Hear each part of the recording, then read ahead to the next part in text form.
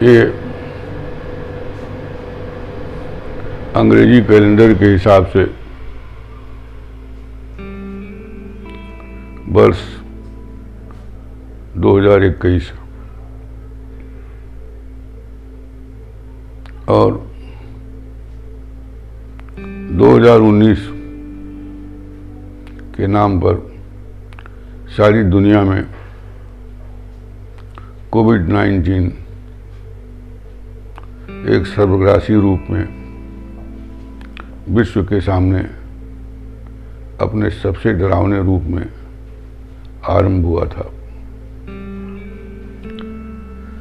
संसार के संपन्न लोगों ने बहुत हद तक टीकाकरण करके इससे निजात पा ली है, लेकिन भारत जैसा देश जो अभी विज्ञान, तकनीक, अर्थव्यवस्था में बहुत पीछे है, कई तो एशिया के मुल्कों से भी ज़्यादा पीछे है, आबादी बड़ी है, इसलिए टीकाकरण पूरी तरह से संभव नहीं हो पा रहा है। इस बीमारी की दवाइयां अज्ञात हैं। डॉक्टर मिल करके बहुत सारे प्रयत्न करके कुछ दवाइयां उन्होंने खोजी हैं। वो ये दवाइयां संपूर्ण रूप से इस बीमारी की इलाज हों, ऐसी निश्चितता न तो डॉक्टरों को है न समझदार लोगों को है। ऐसी परिस्थिति में हमारे समय में जो ये प्रश्न किया जा रहा है कि इसमें साहित्य की उपादेयता क्या है, साहित्य किस तरह से हमारे इस दुर्भाग्य को टाल सकता है या इस दुर्भाग्य के दुख को कम कर सकता है। पता नहीं दुनिया के अन्य साहित्य में वो है कि नहीं, क्योंकि दुनिया के ज़्यादातर साहित्य से मेरा बहुत परिचय नहीं है, फुटकर परिचय है, और फुटकर परिचय के आधार पर कोई निष्कर्ष निकालना एक तरह से कमअक्ली का बयान करना। तो मैं अपनी कमअक्ली का बयान नहीं करना चाहता और करना भी नहीं चाहिए किसी को। जब जानकारी न हो तो नहीं बोलना चाहिए। इस धर्म का पालन करते हुए मैंने सोचा कि सबसे निकटवर्ती जो आम जनमानस में व्याप्त है उसके एक दोहे का उपयोग कर लूं। सब जानते हैं कि अकबर के समय में एक दूसरे भी जनता के हृदय पर राज्य करने वाले बड़े कवि इस देश में पैदा हुए, जिनका नाम तुलसीदास था। उन्होंने कथा के एक प्रसंग में वो कहते हैं, सुनो भरत भावी प्रबल विलख कहो मुनिनाथ, हानि लाभ जीवन मरण जस अपजस विधियात। इसमें परमात्मा के पास हानि लाभ जीवन मरण जस अपजस, ये 6 मामलों में ईश्वर के पास जैसे वीटो पावर है, और वह वीटो पावर आप सब जानते हैं कि हमेशा प्रयुक्त नहीं होता है। दुनिया की बड़ी पंचायत में देशों के प्रतिनिधियों के सामने जब कोई बड़ी समस्या आती है, युद्ध की, शांति की, पक्ष की, विपक्ष की, करनी की, अकरनी की, तो कुछ देशों के पास वीटो पावर होता है। अगर मतदान उस पावर के विरुद्ध होता है तो वह पावर, वो शक्तिशाली देश अपने वीटो का प्रयोग कर देता है और मतदान से आए निष्कर्ष को स्थगित करना पड़ता है। मुझे ऐसा लगता है कि तुलसीदास जी ने इस दोहे के माध्यम से हमें यह बताया कि तुम कर ही क्या सकते हो, और वो करने की जो क्षमता है, वो क्षमता तो तुम्हारी है ही नहीं। तुम उपादान कारण बन सकते हो, लेकिन हेतु नहीं। हेतु तो परमात्मा की परम प्रकृति है, उसको हेतु ईश्वरी कहा गया। मार्कंडेय पुराण में देवी के प्रादुर्भाव आदि प्रसंगों में कहा गया कि संसार को बनाने वाली परमात्मा की परम प्रकृति शक्ति सृष्टि, पालन और संहार की कारण। उसी पुराण में 12वें सप्तशती, जो इसका एक संस्करण है, एक बीज निकाला हुआ है, एक अंश निकाला है जिसका हिंदुओं के यहाँ पाठ होता है, उसके 12वें अध्याय में कहा गया है, सैव काले महामारी सैव सृष्टि भवतेजा। ये जो परम शक्ति है समय पा करके संसार का पालन करती है, और जब उसकी इच्छा होती है तो महामारियों के रूप में प्रकट होती है। वैज्ञानिक इतिहासविद बताते हैं कि 150 वर्ष बाद हमेशा कोई न कोई महामारी आती ही रहती है। हम लोग पैदा नहीं हुए थे तो वो प्लेग आया था, हैजा नाम की महामारी आई थी, लाखों लोग मर गए। और ये साहित्य जो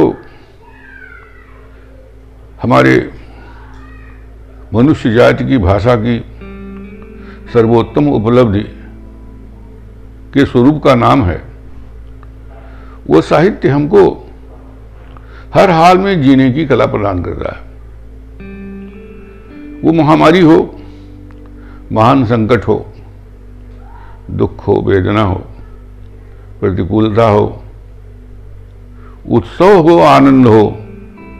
उत्सव हो, आनंद हो तो उत्सव और आनंद को बढ़ा देता है, और दुख हो तो दुख को सहने की शक्ति प्रदान करता है।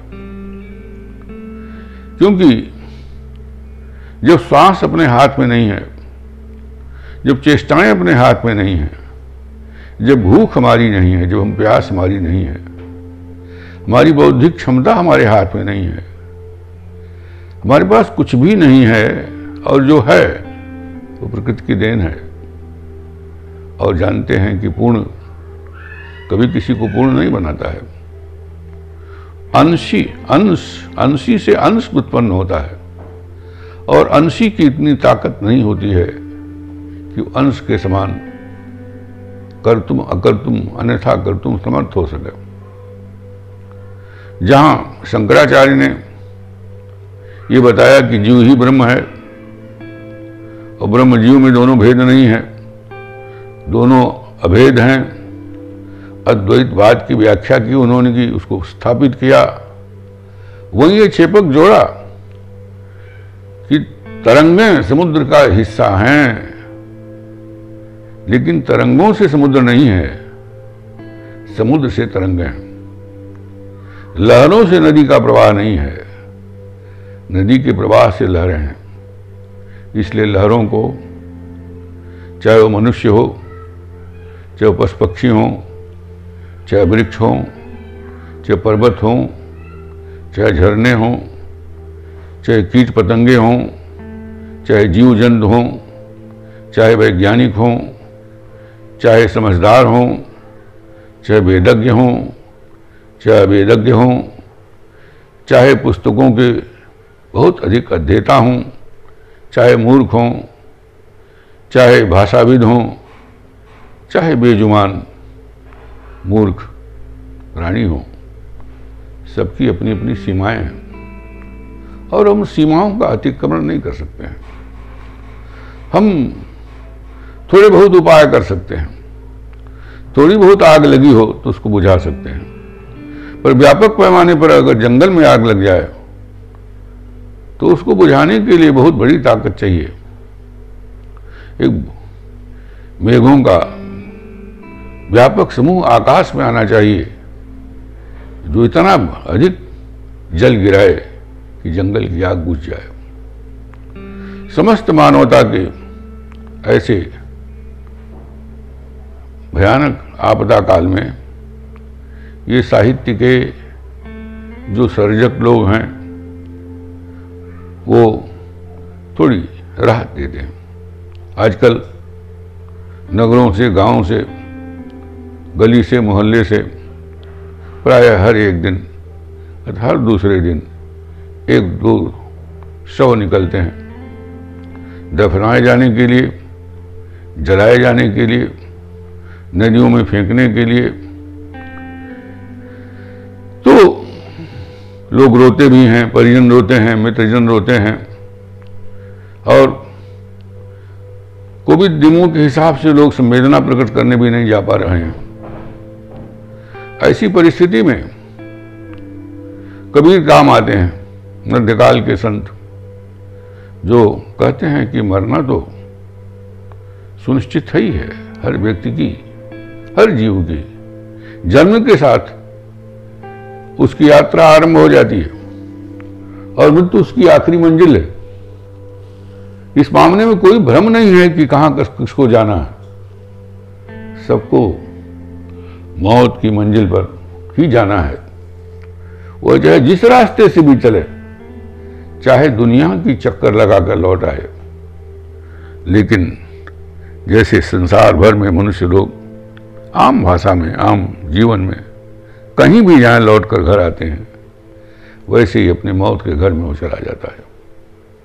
और ऐसे में अपने परिजनों, अपने लोगों, स्वजनों के प्रति जो प्रेम है, मोह है, उसके नाते मनुष्य रोता है। तो कबीर कहते हैं कि वैद्य मरे, रोगी मरे, मर गए रोवनहार, आशा तृष्णा नाम मरी, बनी रही बाजार। ये दुनिया बनी रहती है। और ये बात आज के 800 साल पहले कबीर ने कहा होगा, लेकिन 800 साल बाद आप ये देख रहे हैं कि सारी दुनिया के अस्पतालों में डॉक्टर मर रहे हैं, पैरामेडिकल स्टाफ मर रहा है, नर्सें मर रही हैं, जो कोरोना के सिपाही हैं वो मर रहे हैं और सब लोग कुछ नहीं कर पा रहे हैं। ये कुछ न कर पाने की परिस्थिति में कबीर का ये जो बहुत ही प्रचलित छंद है वो हमारे भीतर संतोष करने की भावना पैदा करता है, क्योंकि संतोष करने के अलावा क्या विकल्प है। एक बूढ़े बाबा का पोता मर जाता है, एक बूढ़े का एकमात्र लड़का जो बुढ़ापे की लाठी हो सकता है वो मर जाता है, एक परिवार में सारे के सारे पुरुष मर जाते हैं जो कमाने वाले हैं, स्त्रियां रह जाती हैं, माताएं चली जाती हैं दोनों ही बच्चों को छोड़कर। ऐसी परिस्थिति में झूठा ही सही एक भरोसा जीने का एक रास्ता साहित्य यह समझा कर देता है कि भाई देखो, तुम क्या कर सकते हो, सहने के अलावा रहने का कोई विकल्प नहीं है। सहना ही रहना है और सहन के परे भी हो जाए, असहनीय भी हो, अनबियरेबल भी हो, तो भी उसे सहना पड़ता है।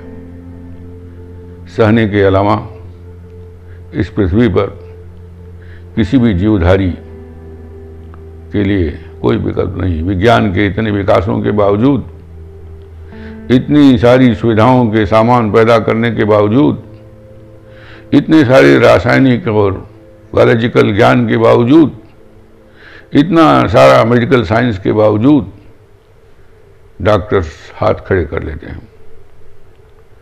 कुछ दिन पहले यहीं गोरखपुर के एक नर्सिंग होम में एक मारवाड़ी लाया गया।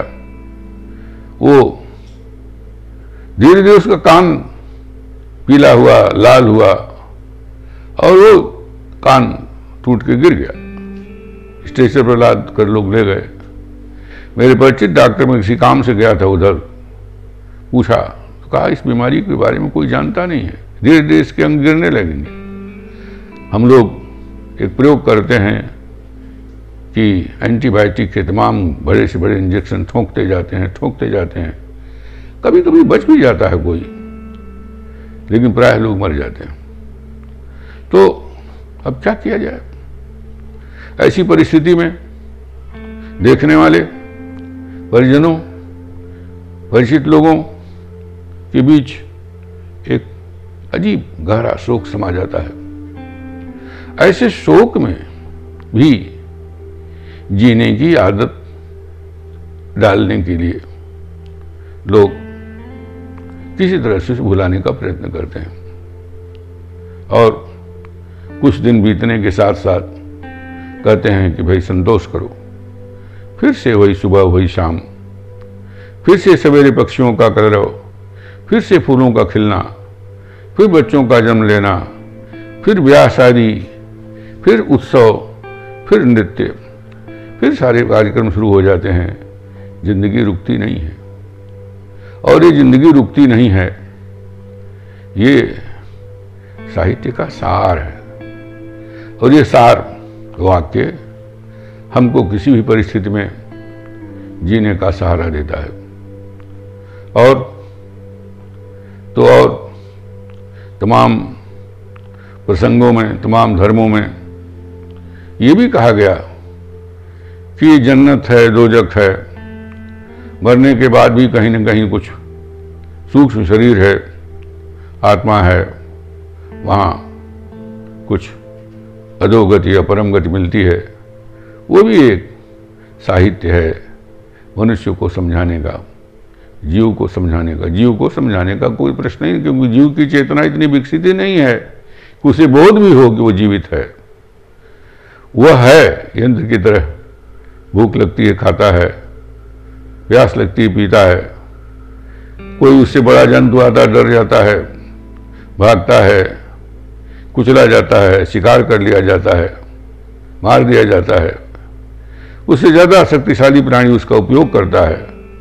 लेकिन मनुष्य के भीतर, कमज़ोर से कमज़ोर मनुष्य के भीतर कम से कम ये बात रहती है कि वह है, और कुछ उसकी चेतना जो है अधिक संबोधि प्राप्त है, वो अधिक महसूस कर सकता है। और ऐसे में साहित्य जो तादात्म्य के विषय लिखता है, जो कविताएं लिखता है, उपन्यास लिखता है, संबंधों की दुनिया लिखता है, संवेदना का प्रसार करता है, एक दूसरे से जुड़ने, शेष जगत से संबंध बनाने की भावना से बहुत सारी बातें विभिन्न प्रकार की विधाओं में लिखी जाती हैं। उनको पढ़कर, उनके बीच होकर वह संवेदना, वो चेतना का विकास, वह एक प्रकार की झूठ ही सही आध्यात्मिकता जन्म लेती है, जिस आध्यात्मिकता की तलवार से मौत के वार को, या उस वार से जो हमारे लोगों का संहार हो रहा है, उससे बचने की या उसको सहने की तरकीब हमें ज्ञात होती है। मेरी समझ में साहित्य रहने और सहने की तरकीब सिखाता है, तादात्म्य करना सिखाता है। अकेला मैं नहीं हूं, और भी लोग हैं। एक तुम्हारा ही पिता नहीं मरा, दूसरों के भी पिता मरते हैं। एक तुम्हारा ही बेटा नहीं मरा, दूसरों के बेटे मरते हैं। एक तुम ही नहीं अल्पायु हो और मुझे लोग अल्पायु मरे हैं। एक ही बार महामारी नहीं है और पहले भी महामारी आई है।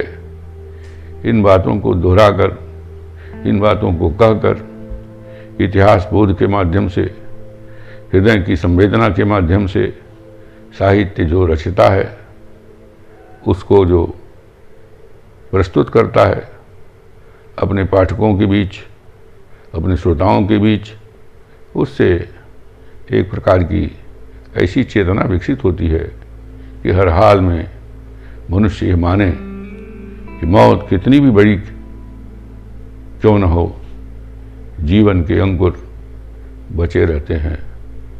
महानाश के बीच भी एक निर्मित का अंकुर बराबर जीवित रहता है। महाकाल के तांडव के बाद भी महालास्य की कहीं न कहीं संभावना बनी रहती है। हर उदासी, हर दुख, हर भयंकर से भयंकर परिणाम होने की परिस्थिति में भी कहीं न कहीं एक दिया जलता रहता है।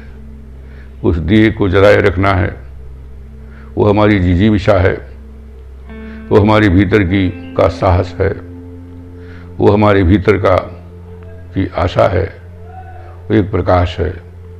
उस प्रकाश की चर्चा, उस जिजीविषा की चर्चा, उस दिए की चर्चा, उस अंकुर की चर्चा के प्रवर्धन में जो भाषा का बहुत बड़ा व्यापार और संवेदनशील व्यापार, जो उपदेश नहीं करता है, जो धीरे धीरे जीवन की रेखाओं को इकट्ठा करके एक आईना बनाता है, उस आईने में जो जिंदगी को देख सकते हैं, उस जिंदगी के आईने में उसको देख करके, समझ करके जीने की राह मिलती है। ये साहित्य की सबसे बड़ी उपादेयता है जिसकी चर्चा मैं कर रहा हूँ। बहुत बहुत धन्यवाद।